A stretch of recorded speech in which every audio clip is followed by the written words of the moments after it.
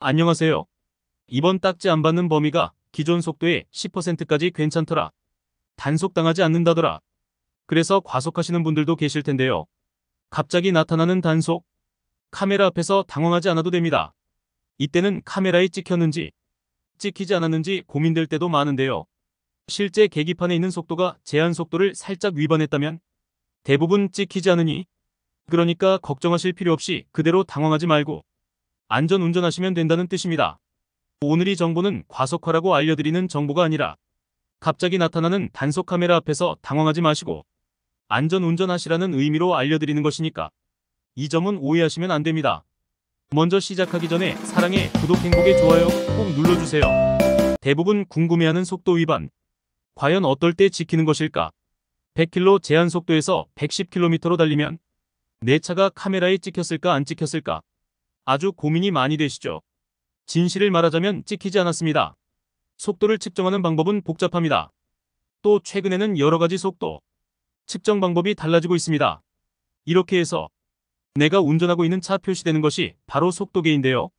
그렇지만 차종도 다르고 배기량도 다르고 타이어의 사이즈까지, 여기에다가 바퀴의 상태에 따라서도 분당 바퀴가 얼마나 회전했느냐, 그렇지만 타이어 종류도 다르고 둘레도 다릅니다. 이렇게 타이어의 분당 바퀴 회전수를 1분에 몇 바퀴 굴러가는지 계산하는 방법도 있고요. 또 최근에는 여러 가지 속도 측정 방법이 달라지고 있습니다. 이렇게 내가 운전하고 있는 차 표시되는 것이 바로 속도계인데요. 그렇지만 차종도 다르고 배기량도 다르고 타이어의 사이즈까지, 여기에다가 바퀴의 상태에 따라서도 속도값은 조금씩 달라질 수 있습니다. 그렇기 때문에 계기판에 있는 속도계 그리고 단속 카메라가 측정하는 속도값이 두 가지는 완전히 다른 방법으로 계산되게 되는데요. 과속 단속 카메라의 속도 측정 방법은 내비게이션 방식이다, 이렇게 생각하시면 됩니다. 그러니까 위성 GPS 신호를 받아서 표시하는 건데요. 그렇기 때문에 매우 정확하다, 이렇게 생각하셔야 됩니다. 자, 그래서 여기에서 오차가 발생하는 것인데요. 내 차의 계기판 속도 그리고 단속 카메라의 측정 속도, 이것이 다르기 때문에 오차가 생기는 겁니다. 자동차 안전기준에 관한 규칙 제110조인데요. 여기에는 실제 속도보다 계기판 속도계의 지시속도가 언제나 같거나 더 높아야 한다. 또 여기에서 지시속도의 오차 최대치는 실제 속도의 10% 값의 시속 6km를 더한 값이어야 한다. 이것이 핵심입니다. 그러니까 예를 들어서 내가 100km로 달리고 있다면 계기판에 표시되는 속도는 100km부터 116km 범위 내에 있어야 된다는 뜻입니다. 그러니까 언제나 자동차를 운전할 때 비슷한 속도가 실제 속도보다 더 높게 나오는 것이죠. 그러니까 실제 운전할 때 계기판 속도계가 가르치고 있는 바늘침은 실제 속도보다는 더 높게 표시된다는 뜻입니다. 그렇기 때문에 약 10% 정도의 과속은 실제 카메라에 찍히지 않는다는 뜻입니다. 과속 카메라에도 허용 범위를 설정해 두었는데요. 물론 장비마다 오차 범위가 조금씩 다릅니다. 지역마다 다를 수도 있고요. 시기별로도 조금씩 다르게 설정하는 경우가 있습니다. 카메라에 보면 여러 가지가 있어요. 보통 고정식 카메라는 같은 장소에 고정되어 있는 카메라인데 이 카메라는 직접 속도를 측정하는 것이 아닙니다.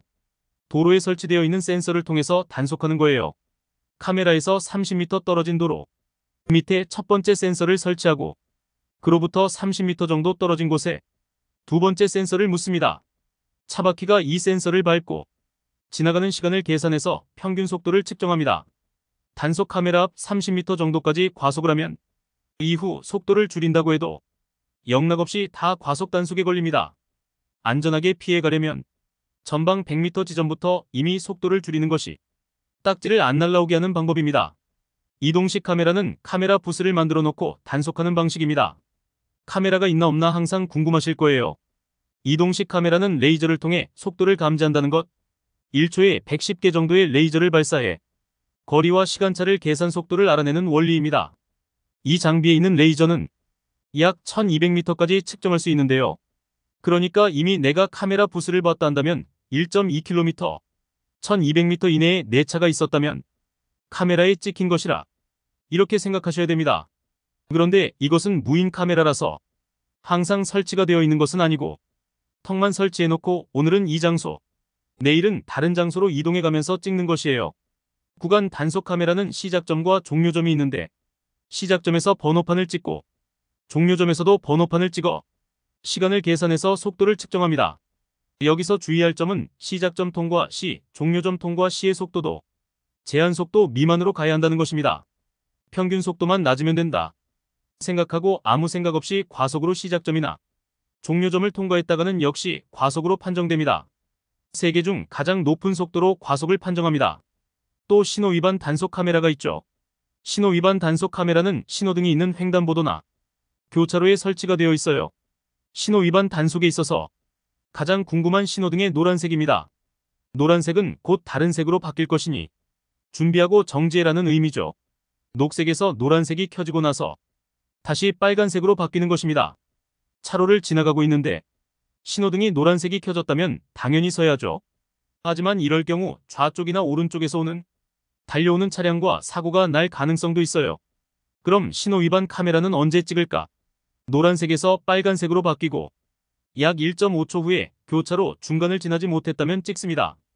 그러므로 신호위반 카메라에 찍히지 않으려면 빨간색으로 바뀌고 1.5초 전에 이미 지나가 버리거나 혹은 멈춰야 합니다.